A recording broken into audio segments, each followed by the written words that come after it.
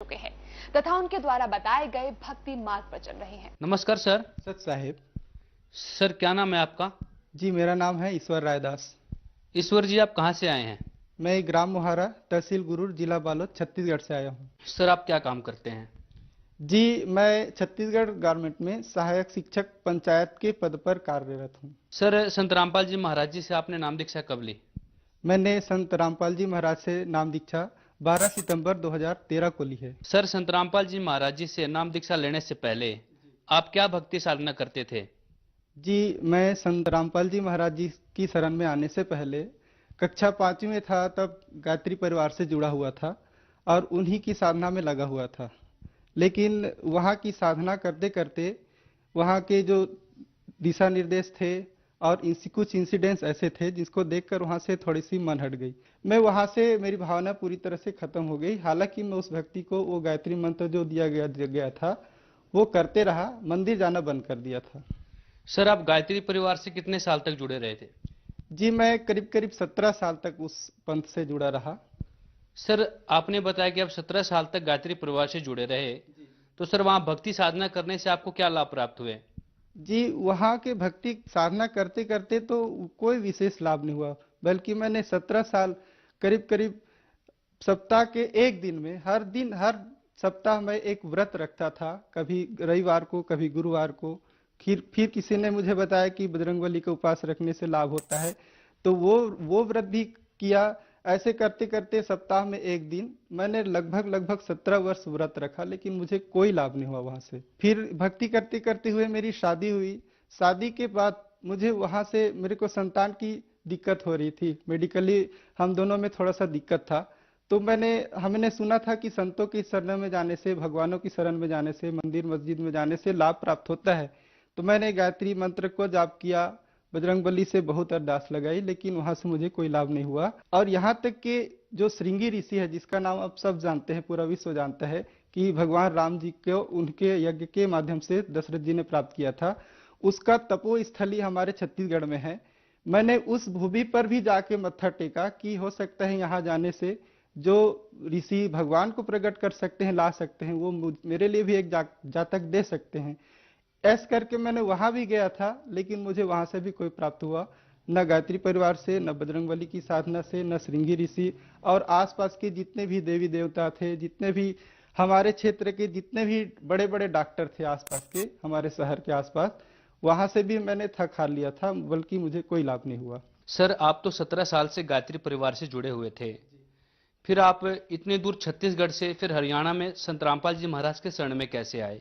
News channel में एक advertisement आया कि कोई जाकिर नायक जी हैं, मुसलमान धर्म के प्रवक्ता हैं। उन्होंने हमारे भारत देश के सभी धर्माचार्यों को, प्रधानमंत्री को, राष्ट्रपति को आमंत्रित किया है ज्ञान चर्चा के लिए। ये एडवर्टाइज मैंने देखा, मेरे मन में ये फील हो रही थी कि ये मुसलमान धर्म के प्रवक्ता है और किसी संत रामपाल जी महाराज ने ये चैलेंज स्वीकार किया है, तो ये चैलेंज स्वीकार कर रहे हैं, तो मुझे लगा कि ये पक्का ये मुसलमान धर्म के प्रवक्ता को पराजित करेंगे। और मैं अपने आप को हिंदू समझ रहा था, मेरी मेंटेलिटी ऐसे ही थी। हम सब ऐसे ही अपने आप को धर्मनिरपेक्ष समझते हैं, लेकिन अपने अपने धर्म को अच्छा मानते हैं। तो अंत में मैंने ये सोच करके वो पूरा एपिसोड देखा। पहले 2 दिन तो बैठे बैठे नींद आ गई, लेकिन मैंने परमात्मा का ज्ञान समझने का प्रयास किया। तीसरे दिन मालिक की रजा हुई, पूरा ज्ञान देखा। चौथे दिन जाकर मैंने अपने बिस्तर पर खूब रोया कि हे मालिक, ये ज्ञान, ये परमात्मा, आप कहाँ थे? फिर ये ज्ञान सुनकर मुझे बहुत ही झटका लगा। मुझे पता चला कि ये मैंने अपना 17 साल, जो बहुत ही कीमती समय था, मैंने अपना अन्य धर्मों के साधनाओं में व्यर्थ कर दिया। और मैं तत्काल संत रामपाल जी महाराज की चरण में आने का निर्णय ले लिया और मैंने 12 सितंबर सन 2013 को संत रामपाल जी महाराज जी के चरणों में आकर अपना नाम दीक्षा लिया। सर जब भी हम संत रामपाल जी महाराज जी के श्रद्धालुओं से मिलते हैं, उन्हें कोई ना कोई शारीरिक, मानसिक, आर्थिक या आध्यात्मिक लाभ अवश्य होते हैं संत रामपाल जी महाराज जी से नाम दीक्षा लेने के बाद। सर आपको क्या लाभ प्राप्त हुए? जी परमात्मा की चरणों में आने के बाद तो लाभ ही लाभ है। मैं कितने लाभ गिनाऊं, 4 साल लगभग हो गया मुझे भक्ति करते मालिक की चरण में आकर।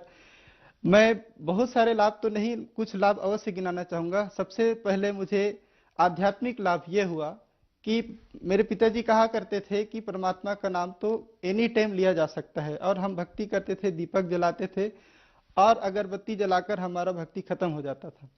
और जब संत रामपाल जी महाराज की चरणों में आया, तब उसके बाद मुझे पता चला कि परमात्मा कौन है, कहाँ रहते हैं, कैसे मिलते हैं, किसने देखा है, उसका नाम क्या है, पाने की विधि विधान क्या है, मंत्र क्या है, ब्रह्मा विष्णु महेश किसकी भक्ति करते हैं और हमको उनकी कैसी भक्ति करनी चाहिए ताकि हमें मनवांछित लाभ मिले। बात है 4 अगस्त 2014 की बात, जब मैं स्कूल से वापस आ रहा था। उस दिन इतनी बारिश हुई थी, इतनी बारिश हुई थी कि उसके पहले और उसके बाद मैंने इतनी बारिश कभी नहीं देखी। तो घर में मेरी पत्नी अकेली थी और मेरे साथ एक साथी था, वो भी, उसकी भी पत्नी घर में अकेली थी। तो हम लोग सोचे कि बाइक छोड़ देते हैं स्कूल में और वापस आ जाते हैं, पुल पार करके चले जाएंगे पैदल। तो इतनी बारिश हुई थी कि हम लोग पुल के ऊपर से तो पार कर लिए, लेकिन पुल के ऊपर से जो रास्ता था वो थोड़ा टर्न था, हम लोग अंदाजा नहीं लगा पाए। और जैसे ही हमारा पैर गड्ढे में गया, हम बहने लगे और इतने दूर जा करके मैंने वो उनको इशारा किया, मेरे दोस्त था, कि एक पेड़ पकड़ेंगे करके, जो अखबार में भी आया था ये समाचार, मैं आपको प्रमाण के रूप में दिखाऊंगा। कि फिर हम लोग एक पेड़ को पकड़े, लगभग आधा किलोमीटर की दूरी में जाके हम लोग फंसे। और उस नदी के क्रॉस साइड से एक और नदी आती है, वहां से भी उफान में पानी चल रहा था। अगर हम लोग वो पेड़ नहीं पकड़ पाते तो उस नदी की तरंग में हम लोग बह जाते और हम लोग को उस दिन अंत निश्चित था। तो मैंने वहीं पर पेड़ को पकड़ने के बाद परमात्मा से अरदास लगाया मन ही मन, अगर ये शरीर छूटा तो मुझे फिर जन्म लेना पड़ेगा। मैंने मालिक से ये भी अरदास लगाई कि हे मालिक, आप मुझे तो बचाओ, साथ में मेरे साथी को भी बचाओ, क्योंकि अगर मैं अकेले बचूंगा तो समाज में मुंह दिखाने के लायक नहीं रहूंगा कि खुद बच गया, साथी को छोड़ दिया। तो मालिक ने उस दिन ऐसी रजा करी, उन्होंने मेरे साथ मेरे साथी की भी जीवन रक्षा करी। और गांव वाले, पूरे गांव वाले, क्या बच्चे क्या बूढ़े, पूरे गांव वाले आ गए थे हमारी मदद के लिए। और उन्होंने रस्सी के माध्यम से, हम लोग 3:30 बजे लगभग फंसे थे, रस्सी के माध्यम से उन्होंने हमको निकाला। संत रामपाल जी महाराज ने गांव वालों को मदद करने की प्रेरणा देकर हमारी मदद की और जीवन रक्षा करी। ये देखिए, ये उस दिन की घटना के बाद का जो समाचार पत्र है वो मैं कटिंग के रूप में रखा था, वो मैं आप सबको दिखाना चाह रहा था कि ये बारिश ने मचाई तबाही, कई लोग हुए बेघर। इसमें यहाँ पर मेरा नाम भी लिखा हुआ है कि ऐसे ऐसे 2 शिक्षक ईश्वर राय और कमलेश कुमार करके बाढ़ में बह गए थे। ऐसे ही बहुत सारे स्थानीय अखबारों में उस घटना का उल्लेख किया गया था। और इसके बाद दूसरे दिन कलेक्टर ने बाढ़ प्रभावित जितने भी स्कूल हैं वहां पर छुट्टी की घोषणा कर दी थी। तो उसके बाद घर आया, जैसे तैसे गांव वाले हम लोग को छोड़ने आए थे। गगोरी पार गांव था, वो गांव वाले घर में छोड़ के गए। रात भर नींद नहीं आई। रात में जब लगभग 4 बजे के आसपास सिर्फ 45 या 40 मिनट के लिए मुझे नींद आई थी। उस दिन संत रामपाल जी महाराज मेरे सपने में आए और मैं सपना ये देख रहा था, मैं किसी जलाशय के किनारे खड़ा था, किसी ने मुझे पीछे से धक्का दे दिया और इतनी भयंकर वो जलाशय थी। बहुत ऐसे ऐसे सांप थे जो यहाँ इस पृथ्वी लोक में दिखाई भी नहीं देते। तो मैं ऐसे ऐसे करके क्रॉस कर करके आगे बढ़ रहा था, अपने आप बह रहा था। फिर अचानक 2 बंदे आए जो कच्छा बस पहने थे और उनका शरीर इतना भयंकर काला था, वो मेरे दोनों बाह पकड़ लिए और बोले कि, मैं बोला क्यों पकड़ रहे हो, कहाँ ले जा रहे हो? उन्होंने कहा राजा के पास। तो अर्थात मैं बाद में समझ गया कि वो यमराज के दूत थे। तो मैंने कहा ठीक है, आप जहां ले जाना है ले जाइए, और लेकिन इस पानी के अंदर मत डुबाना। मेरा सतनाम चल रहा था उस समय। पानी के अंदर डुबाने लगे तो मेरा अब सतनाम जाप करते नहीं बना, क्योंकि पानी के अंदर सांस लेते नहीं बनता है। तो फिर उसी समय पीछे से संत रामपाल जी महाराज नाम लेकर आवाज दिए ईश्वर करके, और जैसे ही वो मेरा नाम लिए संत रामपाल जी महाराज ने, वो दोनों दूत छोड़कर चले गए। और इस तरह सपने में आने के बाद मुझे परमात्मा ने बचाया और उन्होंने मुझे जीवन दान दिया। और ये जो जीवन है संत रामपाल जी महाराज का देन है। सर, आपने बताया कि आप गायत्री परिवार से जुड़े रहे 17 साल तक और आपको बच्चे की प्राप्ति की इच्छा थी। 8 साल तक आपको वहां पे बच्चे की प्राप्ति नहीं हुई। फिर संत रामपाल जी महाराज जी के शरण में आने के बाद क्या आपको संतान की प्राप्ति हुई? जी, मैं संत रामपाल जी महाराज की चरणों में आने के पश्चात अरदास लगाई कि गुरुजी 8 साल हो गए हैं, संतान नहीं हुआ है, मेरी कोई संतान नहीं है।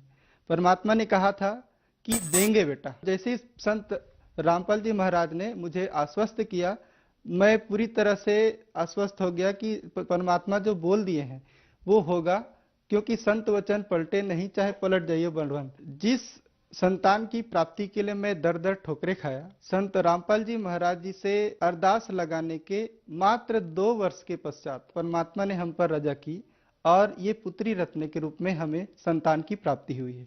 नमस्कार जी, सर साहेब। क्या नाम है आपका बहन जी? प्रीति। बहन जी, अभी आपके पति ने बताया कि संत रामपाल जी महाराज जी से नाम दीक्षा लेने के बाद आपको पुत्री की प्राप्ति हुई है, क्या यह बात सही है?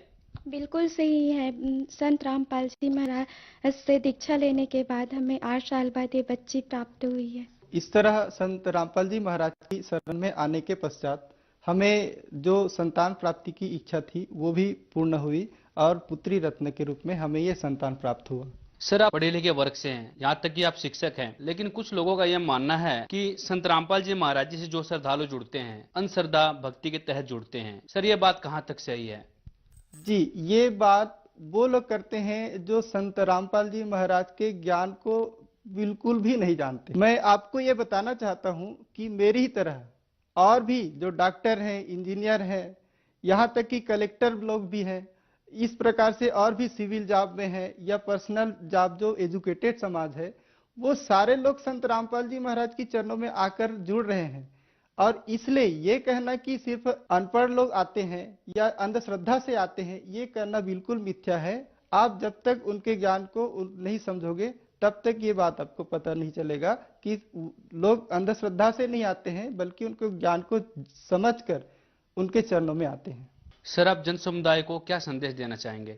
जी, मैं जन समुदाय को ये संदेश देना चाहता हूँ कि वो कबीर परमात्मा, जिसका वेदों में कबीर देव नाम लिखा है, कुरान शरीफ में कबीरा नाम लिखा है, गुरु ग्रंथ साहब में हक्का कबीर नाम लिखा है, दादू दास, मुलुक दास, गरीब दास जैसे संतों की वाणी में उस कबीर परमात्मा का स्पष्ट उल्लेख है।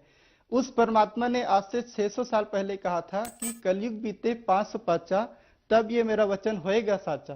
5505 जब कलयुग बीत जाए, महापुरुष फरमान तब जग तारण को आए। तो वो कलयुग सन 1997 में 5505 वर्ष कंप्लीट हो चुका है। संत रामपाल जी महाराज के रूप में वो महापुरुष इस धरती पर आ चुके हैं। उनके ज्ञान को समझो, जल्द से जल्द संत रामपाल जी महाराज की चरणों में आओ, अपना कल्याण कराओ। सर, संत रामपाल जी महाराज जी से नाम दीक्षा कैसे ले सकते हैं? आजकल साधना टीवी में या और भी बहुत सारे टीवी चैनलों में संत रामपाल जी महाराज के सत्संग आते हैं। उस सत्संग के नीचे हमारे सतलोक आश्रम के नंबर फ्लैश होते हैं। उन नंबरों से आप कांटेक्ट करिए, आपके जो भी क्यूरीज हैं वहां पर आपका समाधान होगा। और साथ ही आपके नियरेस्ट जो नामदान दीक्षा प्रदान किया जाता है वो केंद्र का पता दिया जाएगा। आप वहां से नाम दीक्षा लेकर संत रामपाल जी महाराज के चरणों में जुड़ सकते हैं। धन्यवाद सर। धन्यवाद।